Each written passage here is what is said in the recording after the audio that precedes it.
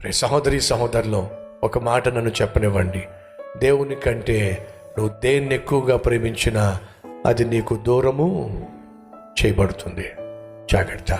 దేవుడు నిన్ను ప్రేమించినంతగా ఇంక దేన్ని ప్రేమించలా, ఇంకెవరిని ప్రేమించలా. ప్రాణంగా ప్రేమించిన దేవుడు, నీకోసం తన ప్రాణాన్నే దారిపోసిన దేవుడు అంటున్నాడు, నీకంటే ఇక దేన్ని కూడా ఎక్కువగా నేను ప్రేమించల. ప్రపంచాన్ని పరిపాలించే మహాచక్రవర్తిని, ఆ పోస్టును కూడా నేను ప్రేమించల, ఆ స్థానాన్ని నేను ప్రేమించల, ఆ స్థాయిని నేను ప్రేమించల, ఆ సింహాసనాన్ని నేను ప్రేమించల. ఎంతగా నిన్ను ప్రేమించానంటే పరలోకాన్ని విడిచిపెట్టి అంతగా ప్రేమించాను. ఎంతగా నిన్ను ప్రేమించానంటే నా సింహాసనాన్నే విడిచిపెట్టి అంతగా ప్రేమించాను.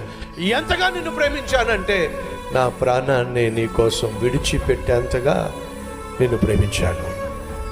అది నేను ప్రకటిస్తున్న ప్రభు అయిన యేసుక్రీస్తు యొక్క ప్రేమ. నీ సంగతి ఏమిటి? సహోదరి సహోదరుడు, వినో. ఆదివారం దేవుని సన్నిధిలో ఆరాధనను నిర్లక్ష్యం చేసి నువ్వు ఎక్కడికి వెళ్ళినా, నువ్వు ఏం చేసినా, ఏది సాధించాలన్నా వినో, ఖచ్చితంగా నిరాశ ఎదురవుతుంది.